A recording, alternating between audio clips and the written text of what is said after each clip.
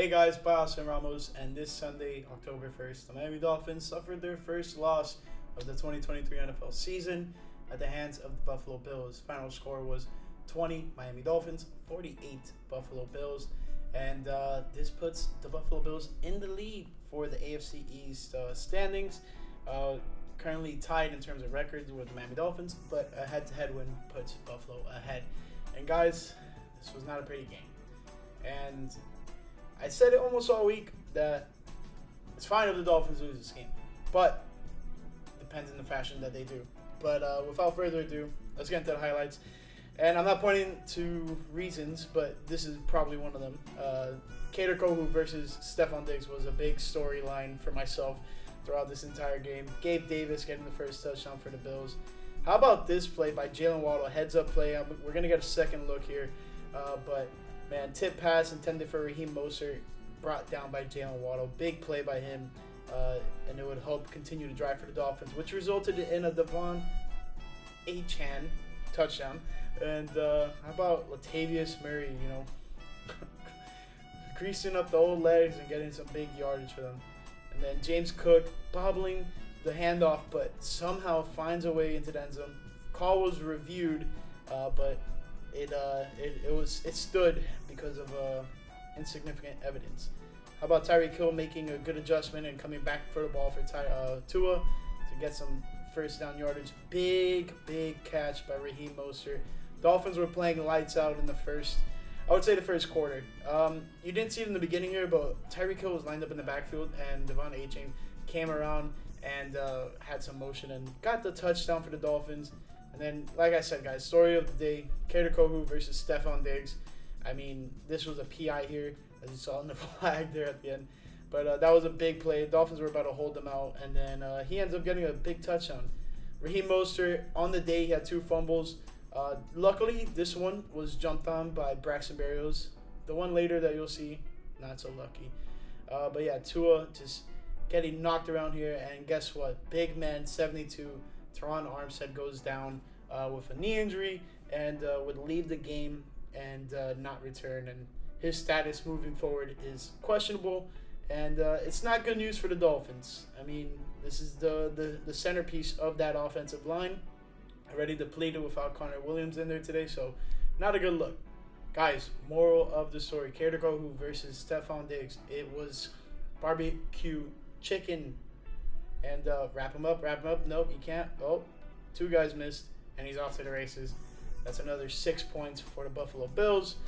And I think the second touchdown of the day so far for Stephon Diggs. You'll see more of him coming later. This is the fumble I was talking about, guys. Raheem Mostert fumbles it, loses it. I think Johnson was the one to get on top of it there. But not good for the Dolphins, man. Unfortunate. Big sack by Andrew Van Ginkel.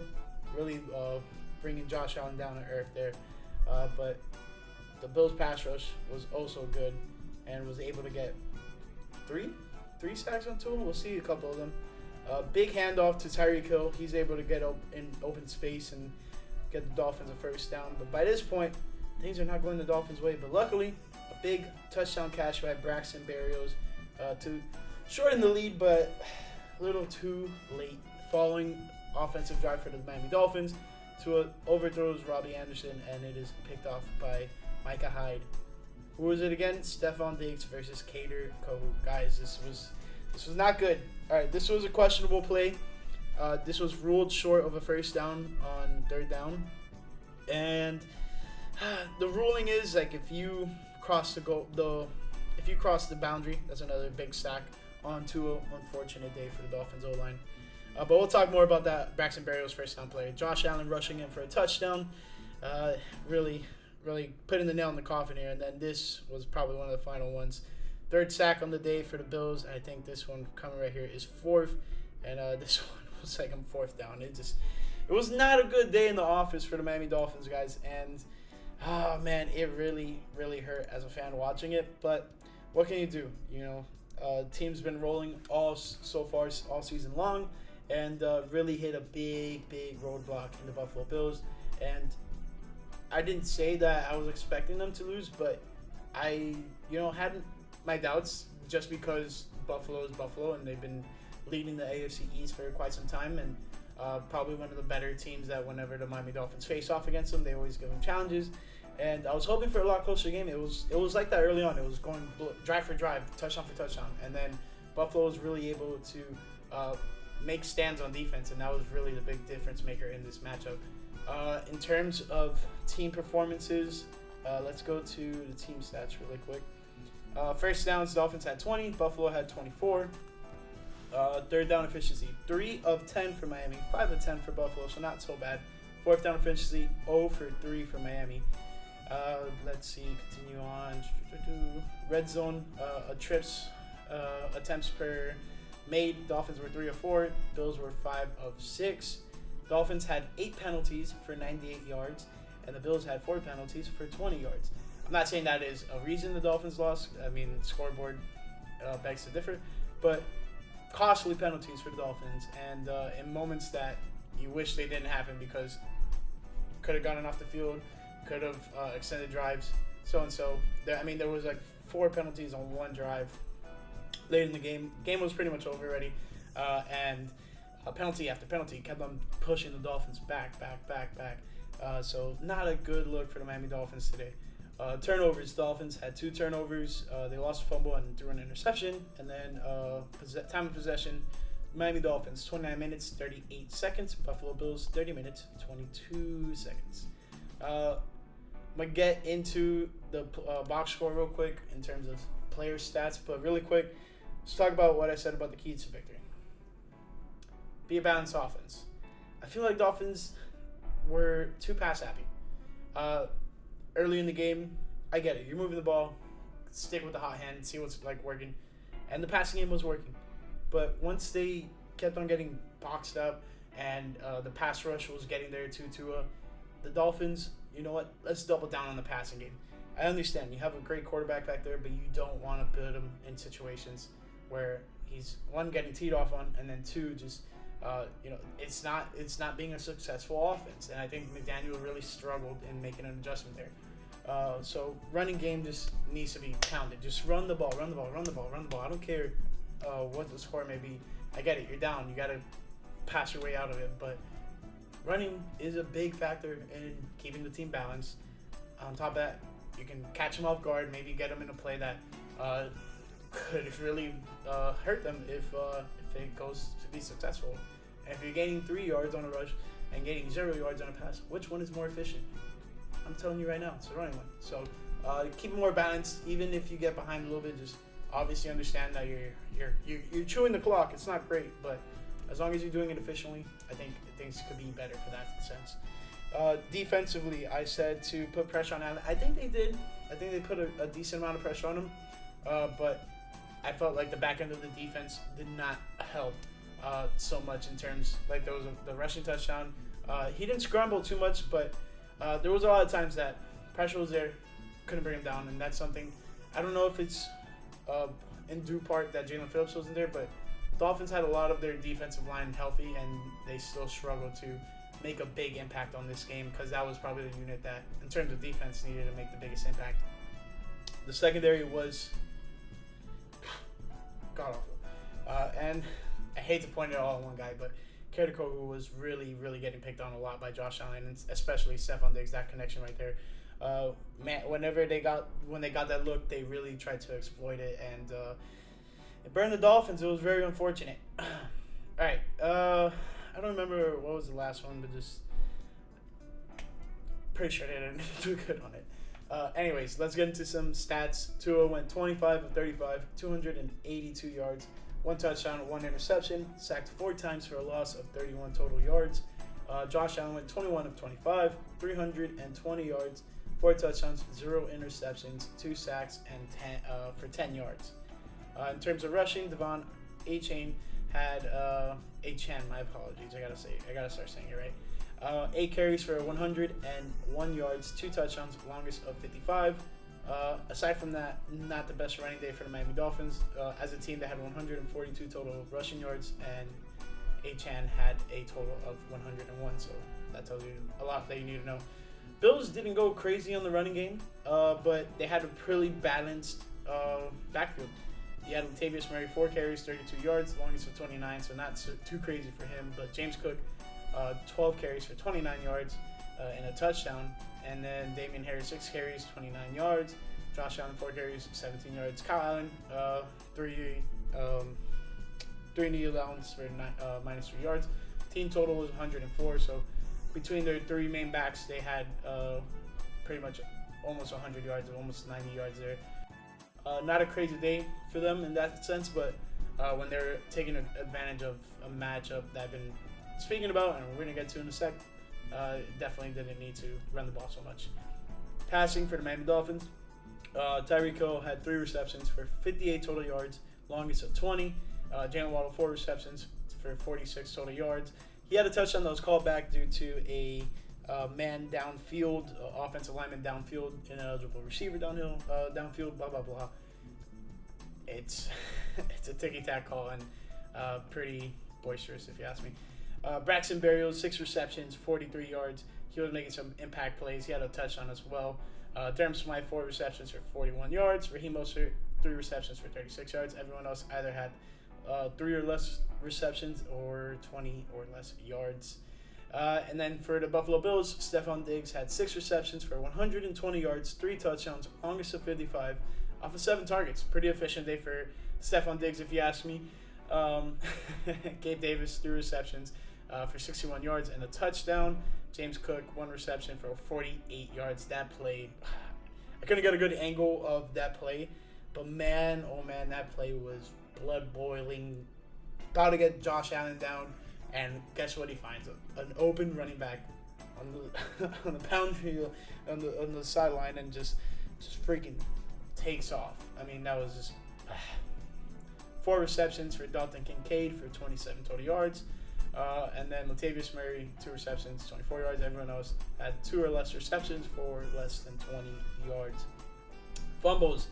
Guys, I forgot to mention, Connor Williams didn't play this game. The offensive guard turned into center, which he's not bad at. I mean, the snapping part and being the center part is not the very best, but we'll make do with what's going on there. But Liam Eichenberg filled in as a center today, and the snaps weren't great either. So that's a big concern for this Miami Dolphins offense. But Raheem Mostert, 2 fumbles. 1 was lost, 1 was recovered by Braxton Berrios, and then Liam Eichenberg had a fumble. Tua had a fumble. Both were recovered by Tua. The one that Raheem Mostert lost was recovered by Terrell Bernard. And then let's get into some defensive stats. David Long Jr. had 10 total tackles, 7 solo, and 2 tackles for a loss for the Miami Dolphins. Right behind them was Javon Holland, 6 total, 4 solo. And then in terms of key stats, Andrew Van Ginkel had 2 sacks, 3 tackles for a loss, 2 QB hits. Zach Sula had a tackle for a loss. Justin Bethel had a pass deflection. So did Xavier Howard, Christian Wilkins as well. Bradley Chubb had a QB hit. And that's about it on the defensive side. Defense did not play a good game today. And I was saying that this unit is coming together and starting to hit their stride a little bit. And boom, bang. Just not good. Not good for that Miami Dolphins defense led by Vic Fangio. So a lot of questions to be asked here. And how is this unit going to move forward? Et cetera, et cetera. Unit got to survive. Buffalo Bills, Matt Milano had 10 total tackles, 8 solo. He was the leading tackler for the Buffalo Bills. Taylor Rapp had 6 total tackles, 5 solo. Key stats, Micah Hyde had a pass deflection. Terrion Johnson also had a pass deflection. Greg Rousseau, big defensive game from him. He had 2 sacks, 2 tackles for a loss, 1 pass deflection, 2 QB hits. Ed Oliver had a sack, a tackle for a loss, and a QB hit. Tre'Davious White had a pass deflection. Hope he gets better. Injury did not look good. It was a non-contact injury. It could be something involving like his ankle, Achilles, or knee. But it was a non-contact injury, and he felt it immediately, and he knew things weren't good. So hoping for speedy recovery. That's one of the better cornerbacks in the entire NFL. So sucks to see him go. It's very unfortunate when guys go down like that. And let's continue on. We got Daquan Jones. He had a sack, a tackle for a loss, 2 QB hits. Leonard Floyd had 2 QB hits, and Kingsley Jonathan had a QB hit, and last but not least, AJ Espinosa had a pass deflection. Micah Hyde, interception was returned for 23 total yards. I'm not going to get too much into the kicking side of things, but just know that Braxton Berrios had a lot of kicking return yards, and Buffalo's kicker was perfect on the day, 2 for 2 on field goals, 6 for 6 on extra points, longest of 53. Jay Sanders only really had 2 field goal attempts, and those were extra points. And 3 punts for the Dolphins, 2 punts from the Bills. Don't want to hold you guys up too long on that. So, all in all, very gut-wrenching performance. It was just not what you would hope for this Miami Dolphins team. 1 week scoring 70 points and holding a team to 20, and then you're on the being held to 20 side, and you're getting scored almost 50 points on you. So that's just not great for the Miami Dolphins. But long road ahead. Dolphins have another home game coming up next week against the New York Giants, if I'm not mistaken yet. October 8th. Game will be broadcasted on Fox, 1 p.m. kickoff at Hard Rock Stadium. So they have a game to get right and get back their juices flowing, and just because then the following week, Panthers, and then a big test later on in the next 3 weeks will be the Philadelphia Eagles, and then last but not least, in the next 4 games would be the New England Patriots, and then we'll get into there when we get there. But through the first 4 games, 3-1 for the Miami Dolphins. Not a horrible start. I mean, a lot of teams would wish they would have 3 wins right now. So not going to be crybaby and just be like, poor us, blah, blah, blah. Like, the Dolphins are doing something good right now, but they're beating the teams they should beat, and had a tough loss to a team that I would say competitively close, but the way the Bills played today, they made the Dolphins look like they were in a completely different league, to be honest. So, yeah, it's tough. Offensive line did not play great. In result of that, Tua is under a lot of pressure. I'm not saying Tua didn't play good either, because I would say he didn't play the best. Receivers weren't getting open, so kudos to Buffalo to really putting a cap on this Miami Dolphins offense and holding them under 20 points. That was the first time it's happened all season long. I mean, the Patriots got pretty close to it, but the Bills really, tied a bow on that and said, you're not really doing much here. But the health of the O-line was definitely, I wouldn't say a reason why the Miami Dolphins lost. I mean, you can point for a lot of the other things, but definitely something that compelled into it. But, yeah, man, tough day for the Miami Dolphins. But still a lot of season left to go. First 4 games, 3-1, not the worst start you could possibly have. In the grand scheme of things, it's not horrible, but losing to a divisional rival like this in this fashion, not the best. But luckily, Dolphins have 2 games, I would say, that are manageably winnable, and then you have a real challenge against the Philadelphia Eagles Sunday Night Football in Week 7. So those are things to look forward to, but let's not get too ahead. Let's focus on what happened on this week, and that was big loss to the Buffalo Bills. Bills take the lead in the AFC East standings. I know that stuff isn't really important right now, but just gotta update you guys. But yeah, that's pretty much it. Hope you guys enjoyed it, and I'll catch you in the next one. Peace.